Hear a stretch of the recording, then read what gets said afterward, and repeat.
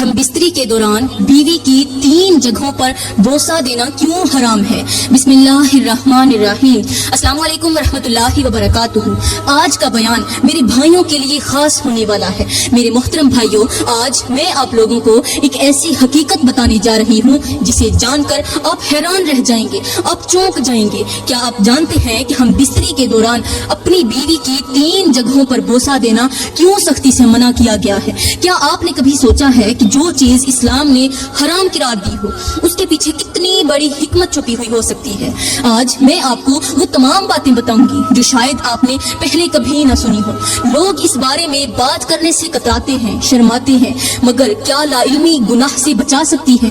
ہرگز نہیں۔ اگر میں بھی آپ کو نہیں بتاؤں گی تو پھر ایک ان پڑھ شخص آپ کو کیسے بتا سکتا ہے؟ کچھ گناہ ایسے ہوتے ہیں جن کا نتیجہ فوری نظر نہیں آتا، مگر جب وقت گزرتا ہے تو انسان کی زندگی میں ایسی مشکلات آتی ہیں کہ وہ خود حیران رہ جاتا ہے کہ آخر یہ سب کیوں ہو رہا ہے۔ ہم بستری کے دوران بیوی کی 3 جگہوں پر بوسہ دینے والا یہ مسئلہ صرف ایک غلطی نہیں بلکہ اس کے اثرات انسان کی پوری زندگی پر مرتب ہوتے ہیں۔ اب سوچ رہے ہوں گے کہ بھلا اس میں کیا برائی ہو سکتی ہے؟ کیا یہ کوئی عام سی بات نہیں ہے؟ مگر یاد رکھیں، ہر وہ چیز جو وقتی خوشی دیتی ہے، جو انسان کو وقتی طور پر لذت دیتی ہے، مزہ دیتی ہے، ضروری نہیں کہ وہ جائز بھی ہو۔ کیا آپ جانتے ہیں کہ ان 3 جگہوں پر بوسہ دینا نہ صرف دینی طور پر حرام ہے بلکہ یہ عمل جسمانی، روحانی اور نفسیاتی نقصانات کا بھی باعث بن سکتا ہے؟ میرے محترم بھائیوں اور میری پیاری بہنوں، یہاں پر میں آپ کو سمجھانے کے لیے اپنے کریم نبی کا ایک فرمان سناتی ہوں، میٹھا سا فرمان، تاکہ آپ کو معلوم ہو جائے کہ حلال اور حرام کے درمیان فرق کرنا کیوں ضروری ہے۔ میرے کریم نبی نے فرمایا کہ انسان جب بار بار کسی گناہ کے قریب جاتا ہے تو اس کا دل سیاح ہو جاتا ہے، یہاں تک کہ وہ اس گناہ کو معمولی سمجھنے لگتا ہے، بالکل ایسے جیسے کوئی شخص ابتدا میں کسی آگ کے بالکل قریب کھڑا ہو تو اسے گرمی محسوس ہوتی ہے، مگر جب وہ روز اس آگ کے پاس جانے لگے تو آہستہ آہستہ اس کا بدن گرمی کا عادی ہو جاتا ہے اور پھر ایک دن وہ خود اس آگ میں جا گرتا ہے۔ یہی حال ان لوگوں کا ہوتا ہے جو پہلے حرام سے بچنے کی کوشش کرتے ہیں مگر پھر آہستہ آہستہ اس کے قریب جاتے ہیں اور ایک وقت آتا ہے کہ انہیں اس کی برائی کا احساس ہی نہیں رہتا۔ آج ہم جس دور میں جی رہے ہیں، جس معاشرے میں ہم سانس لے رہے ہیں، وہاں بہت سی چیزیں ایسی ہیں جو گناہ میں شمار ہوتی ہیں مگر معاشرہ انہیں عام سمجھنے لگتا ہے، اور جب کوئی ان کے نقصان کے بارے میں بتاتا ہے تو لوگ ہنسی مذاق میں اڑا دیتے ہیں، مگر یاد رکھیں اللہ کے احکام کو نظر انداز کرنا ہمیشہ نقصان کا سبب بن سکتا ہے، چاہے وہ نقصان فوری نظر آئے یا وقت گزرنے کے بعد نظر آئے۔ میرے محترم بھائیوں، آج کا بیان اگر آپ مکمل سننے سے پہلے اسے چھوڑ گئے تو شاید آپ اپنی زندگی کی سب سے اہم حقیقت سے محروم رہ جائیں۔ یہ وہ بات ہے جو آپ کی سوچ بدل سکتی ہے، آپ کی زندگی سنوار سکتی ہے اور شاید آپ کو اس گناہ سے بچا سکتی ہے جو آپ انجانے میں کر رہے ہیں۔ کیا آپ واقعی اتنی بڑی حقیقت جانے بغیر جا سکتے ہیں؟ فیصلہ آپ کے ہاتھ میں ہے۔ اللہ کا فرمان ہے کہ میاں بیوی کا رشتہ دنیا کے خوبصورت ترین رشتوں میں سے ایک ہے جس میں سکون، محبت اور رحمت رکھی گئی ہے۔ اللہ فرماتا ہے کہ جو جوڑے، جو کپلز آپس میں محبت اور عزت کے ساتھ رہتے ہیں وہ دنیا میں برکت اور آخرت میں عظیم جزا پاتے ہیں، کیونکہ ازدواجی زندگی، ازدواجی محبت صرف ایک جسمانی تعلق نہیں بلکہ 2 روحوں کے ملنے کا نام ہے، جہاں ایک دوسرے کا احترام، خیال اور محبت بنیادی حیثیت رکھتے ہیں۔ میرے کریم نبی نے فرمایا کہ جب شوہر اپنی بیوی کو محبت بھری نظر سے دیکھے اور بیوی اپنے شوہر کو شفقت سے دیکھے تو اللہ دونوں پر رحمت کی نظر فرماتا ہے، اور جب وہ ایک دوسرے کا ہاتھ تھامتے ہیں تو ان کے گناہ ایسے جھڑ جاتے ہیں جیسے درخت سے سوکھے پتے جھڑتے ہیں۔ مگر افسوس، آج کی بہت سی عورتیں اس محبت کی قدر نہیں کرتی، وہ اپنے شوہر کے حقوق کو معمولی سمجھتی ہیں، زبان درازی، نافرمانی اور بے صبری سے اپنے ہی گھر کو جہنم بنا لیتی ہیں۔ اسی طرح کچھ مرد بھی اپنی بیویوں کو حقیر جانتے ہیں، ان کی عزت نہیں کرتے اور محبت کو بوجھ سمجھتے ہیں، جبکہ میرے کریم نبی نے فرمایا کہ سب سے بہترین شوہر وہ ہے جو اپنی بیوی کے ساتھ بہترین سلوک کرے۔ آج کی عورت اگر اپنے شوہر کے ساتھ محبت، صبر اور عزت کے ساتھ رہے تو یہ نہ صرف اس کی اپنی دنیا کو خوبصورت بنا سکتا ہے مگر آخرت میں بھی اس کے درجات کو بلند کر سکتا ہے۔ مگر جو عورت اپنے گھر میں فساد ڈالتی ہے، شوہر کی نافرمانی کرتی ہے اور رشتے کی نزاکت کو نہیں سمجھتی، وہ در حقیقت اپنی خوشیوں کو خود تباہ کر رہی ہوتی ہے۔ جیسے ایک باغبان اگر روزانہ پودوں کو پانی دے، ان کی حفاظت کرے تو باغ ہمیشہ ہرا بھرا رہتا ہے، مگر جو باغبان پودوں کو نظر انداز کر دے، ان پر پر پانی نہ ڈالے، ان کی جڑوں کو نقصان پہنچائے، تو پھر وہ باغ ایک دن سوکھ کر برباد ہو جاتا ہے۔ یہی حال میاں بیوی کے رشتے کا بھی ہے۔ اگر عزت، محبت اور صبر کے پانی سے اسے سینچا جائے تو یہ ہمیشہ بہکتا اور خوشحال رہتا ہے، مگر اگر اس میں تلخی، نافرمانی اور بے قدری شامل ہو جائے تو وہی رشتہ کانٹوں کا جنگل بن جاتا ہے، جہاں نہ سکون رہتا ہے اور نہ ہی خوشبو۔ یہاں پر میں میاں بیوی کی حقوق کی بات کروں گی، وہ حقوق جو ہر کسی کی نظروں سے چھپا کر دیے جاتے ہیں، وہ مزہ جو ایک بند کمرے میں پروان چڑھتا ہے، جہاں ایک بیوی اپنے شوہر کو سکون دیتی ہے، مزہ دیتی ہے، لطف دیتی ہے، وہ لمحے جنہیں حاصل کرنے کے بعد شوہر کسی بھی غیر عورت کی طرف نظر اٹھا کر نہیں دیکھتا۔ میرے بھائیوں، اللہ نے بیوی کو شوہر کے لیے ایک ایسی راحت بنایا ہے جو اس کے دل اور جسم کو سکون فراہم کرتی ہے، مگر افسوس آج کی کچھ عورتیں اس مقدس رشتے کی اہمیت کو نہیں سمجھتی۔ وہ اس سکون، اس محبت اور اس عزت کو حقیر جانتی ہیں۔ وہ سوچتی ہیں کہ شاید باہر کی دنیا میں انہیں زیادہ خوشیاں ملیں گی، مگر حقیقت یہ ہے کہ جو عورت اپنے شوہر کے ہوتے ہوئے غیر مردوں کے پاس جاتی ہے، اپنی خواہشات ان غیر مردوں کے ساتھ پوری کرتی ہے، وہ نہ صرف اپنے شوہر کی عزت کو رونقتی ہے بلکہ اپنے رب کے غضب کو دعوت بھی دیتی ہے، اپنے گھر میں بے برکتی بھی لاتی ہے، اپنی زندگی کا سکون اپنے ہاتھوں سے گنوا بھی دیتی ہے۔ پیاری بہنوں، یہ دنیا فانی ہے، یہ حسن، یہ جوانی، یہ شہرت سب ختم ہو جائے گا، مگر جو عورت اپنی عزت کی حفاظت کرتی ہے، اپنے شوہر کو اپنا سب کچھ مانتی ہے، اللہ اس کے لیے جنت میں ایسی نعمتیں رکھ دیتا ہے جن کا تصور بھی ممکن نہیں۔ اللہ کا فرمان ہے کہ جو عورت اپنے شوہر کو چھوڑ کر کسی غیر کے پاس جاتی ہے، وہ اپنے لیے دنیا اور آخرت دونوں میں تباہی خریدتی ہے، کیونکہ بے حیائی کی راہ وہی عورت اختیار کرتی ہے جو اپنی عزت اور شرافت کو بیچ ڈالتی ہے۔ میرے کریم نبی نے فرمایا کہ وہ عورت جو اپنے شوہر کی نافرمانی کرتی ہے، اپنے شوہر کی ناشکری کرتی ہے، اس کے ہوتے ہوئے بھی کسی اور کے ساتھ، کسی غیر مرد کے ساتھ ناجائز تعلق قائم کرتی ہے، اللہ اس پر خود لعنت فرماتا ہے، اور اللہ کی رحمت کے فرشتے اس کے لیے بد دعائیں کرتے ہیں، اور ایسی عورت کی عبادات کبھی قبول نہیں ہوتی جب تک وہ سچی توبہ نہ کرے۔ آج کی دنیا میں کتنی ہی عورتیں اپنی خواہشات کے پیچھے بھاگ کر اپنے ہی گھر کو جہنم بنا لیتی ہیں۔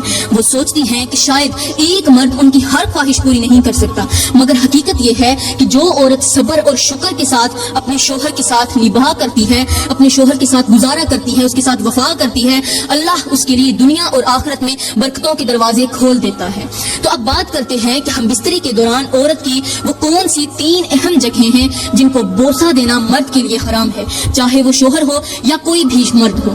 پہلی جگہ وہ ہے جہاں سے ناپاکی خارج ہوتی ہے، یعنی اگلا مکان، جسے شریعت میں صرف ہم بستری کے لیے جائز قرار دیا گیا ہے، مگر بوسہ دینا سخت منع ہے، کیونکہ یہ وہ جگہ ہے جہاں سے جسم کی غلاظت خارج ہوتی ہے، اور یہ انسانی صحت کے لیے انتہائی خطرناک ہے۔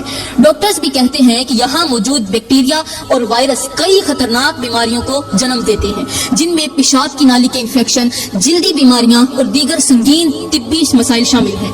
یہاں پر مجھے بڑے ہی افسوس کے ساتھ کہنا پڑ رہا ہے کہ آج کی نوجوان نسل شریعت کی حدود کو توڑنے میں ذرا بھی جھجک محسوس نہیں کرتی۔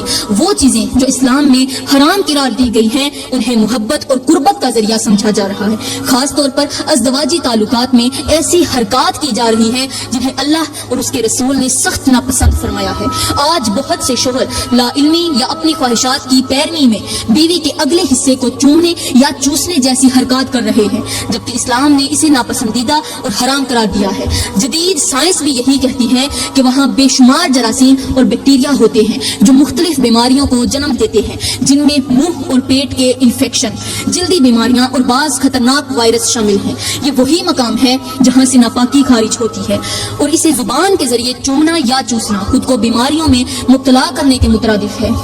میرے کریم نبی نے فرمایا کہ جو کام فطرت کے خلاف ہو وہ ہمیشہ نقصان دہ ہوتا ہے، اور یقیناً یہ بھی انہی کاموں میں سے ایک ہے۔ افسوس کہ آج کے لوگ، بہت سے لوگ ایسے ہیں جو شرم اور حیا کو چھوڑ کر ان گناہوں میں پڑ رہے ہیں، جو نہ صرف ان کی صحت بلکہ روحانیت کو بھی تباہ کر دیتے ہیں۔ دوسری جگہ کون سی ہے؟ پہلی تو ہو گئی پیشاب کا راستہ، اگلا مقام۔ اب دوسری جگہ وہ ہے جو پچھلا مقام کہلاتی ہے، جہاں سے فضلہ خارج ہوتا ہے اور جس کے بارے میں اسلام نے سختی سے منع فرمایا ہے۔ یہ وہ ناپاک جگہ ہے جہاں بوسہ دینا تو درکنار، جسمانی تعلق قائم کرنا بھی کبیرہ گناہوں میں سے ایک ہے، جس پر اللہ نے شدید عذاب کا اعلان کیا ہے۔ آج کے لوگ نادانی میں اس گناہ میں مبتلا ہو رہے ہیں، وہ اسے محبت اور قربت کا نام دیتے ہیں، حالانکہ حقیقت میں یہ ایک انتہائی گھنونا اور فطرت کے خلاف عمل ہے۔ افسوس کی بات یہ ہے کہ آج کے کچھ مرد اور عورتیں اس کام کو سچی محبت کا حصہ سمجھتے ہیں۔ وہ کہتے ہیں کہ ہمیں اپنے شریک حیات سے بے حد محبت ہے، ہم عشق میں اندھے ہو جاتے ہیں اور اسی اندھے عشق میں وہ گندگی اور بیماریوں میں لت پت ہو جاتے ہیں۔ لیکن وہ کہتے ہیں ہمیں اس چیز سے نفرت نہیں ہے، ہمیں گھناؤ نہیں آتا، مگر انہیں اس وقت تک اپنی غلطی کا احساس نہیں ہوتا جب تک وہ کسی لا علاج بیماری میں مبتلا نہ ہو جائے۔ جدید سائنس بھی یہی کہتی ہے کہ پچھلے مقام میں وہ تمام مہلک جراثیم اور وائرس موجود ہوتے ہیں جو جسمانی صحت کے لیے زہر ہیں، ایسے بیکٹیریا جو انفیکشن، پیٹ کی بیماریاں، جگر کی خرابی اور یہاں تک کہ بعض جان لیوا امراض کا باعث بنتے ہیں۔ مگر جو لوگ گناہ میں ڈوب چکے ہیں وہ کب حقیقت کو سمجھتے ہیں؟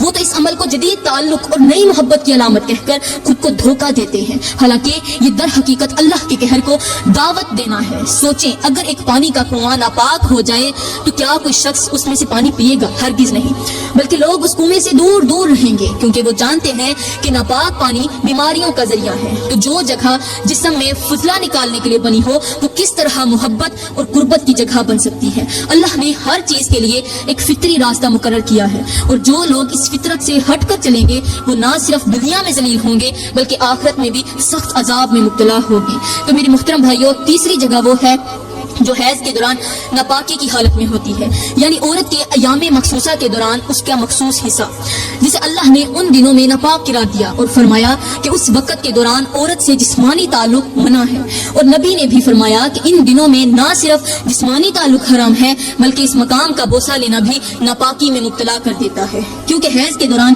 عورت کے جسم میں کئی ایسے جراثیم ہوتے ہیں جو شوہر کو نقصان پہنچا سکتے ہیں۔ مثال کے طور پر اگر کسی کو خالص شہد کا ایک برتن دیا جائے مگر اسے گندے ہاتھوں سے چھو کر ناپاک کر دیا جائے تو کیا وہ شہد کھانے کے قابل رہے گا؟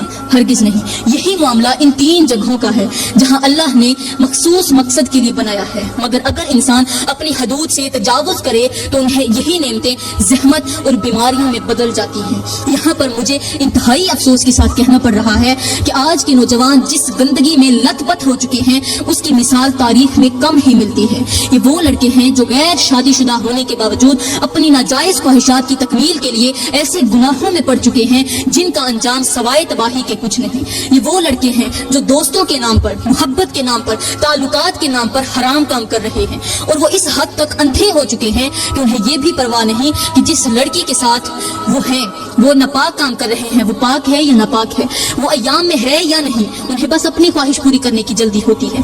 یہ نہ صرف زنا کر رہے ہیں بلکہ ناپاکی کی حالت میں بھی اس لڑکی کے جسم سے کھیل رہے ہیں جو سراسر اللہ کی نافرمانی ہے۔ یہ وہ لوگ ہیں جو گناہ کبیرہ میں مبتلا ہیں، جن پر اللہ کا قہر نازل ہو سکتا ہے، جن کی زندگیوں میں نحوست اور بدبختی بھر چکی ہے مگر انہیں اس کا اندازہ نہیں ہوتا، اور جب انہیں پتہ چلتا ہے تب تک بہت دیر ہو چکی ہوتی ہے۔ یہ وہ نوجوان ہیں جو موت سے پہلے ہی مر جاتے ہیں، مختلف بیماریوں میں مبتلا ہو جاتے ہیں، ایسے لا علاج امراض کا شکار ہو جاتے ہیں جن سے وہ سسک سسک کر مرتے ہیں، مگر توبہ کرنے کی بجائے مزید گناہ میں ڈوبے چلے جاتے ہیں۔ جب ان کی حقیقت کھلتی ہے، سامنے آتی ہے، جب ان کے جسموں پر زنا کی بیماریوں کے زخم نظر آتے ہیں، جب وہ ہسپتال کے بستر پر موت کا انتظار کر رہے ہوتے ہیں تو ان کے عزیز و اقارب چیخ چیخ کر روتے ہیں، ان کے ماں باپ اپنی قسمت کو کوستے ہیں کہ کاش انہوں نے اپنے بچوں کو حلال اور حرام کی تمیز سکھائی ہوتی، مگر اب پچھتاوے کے سوا کچھ باقی نہیں رہتا۔ یہ گناہ صرف لڑکوں تک محدود نہیں بلکہ آج کی کچھ لڑکیاں بھی اس میں برابر کی شریک ہیں۔ یہ وہ لڑکیاں ہیں جو غیر محرم لڑکوں کو اپنے پاس بلاتی ہیں، انہیں اپنی ہوس کا نشانہ بناتی ہیں، انہیں زبردستی گناہ میں مبتلا کرتی ہیں اور خود کو اس فتنے میں ڈال دیتی ہیں جس کا انجام سوائے ذلت کے کچھ نہیں۔ ایسی لڑکیوں کے لیے دنیا میں رسوائی اور آخرت میں شدید عذاب ہے۔ میرے کریم نبی نے معراج کی رات ایسے لوگوں کو دیکھا جو زنا میں مبتلا تھے، انہیں کیسے عذاب دیا جا رہا تھا، ان کے جسم جل رہے تھے، ان کے چہرے مسخ ہو چکے تھے، ان کی شرمگاہوں سے آگ نکل رہی تھی اور وہ چیخ رہے تھے۔ مگر کوئی ان کی مدد کرنے والا نہیں تھا. اور یہی انجام ان لوگوں کا ہے جو آج زنا کو فیشن بنا چکے ہیں, جو ناپاکی میں بھی اپنی ہوس پوری کر رہے ہیں, جو ان حدود کو توڑ رہے ہیں جو اللہ نے مقرر کی ہیں. تو میرے محترم بھائیوں, کبھی بھی ان 3 چیزوں پر بوسہ دینے یا چومنے کا تو سوچنا بھی مت. اگر اس طرح کی غلاظت کو تم اپنے ہونٹوں کے ساتھ لگاؤ گے تو پھر یاد رکھنا انجام صرف رسوائی ہوگا, صرف تباہی ہوگا. میں دعا کرتی ہوں کہ اللہ تعالی ہمیں ان گناہوں سے جلد از جلد توبہ کرنے کی توفیق عطا فرمائے اور ہمیں شیطان کے وسوسوں اور نفس کی خواہشات سے محفوظ رکھے. آمین ثم آمین. وما علینا الا البلاغ المبین.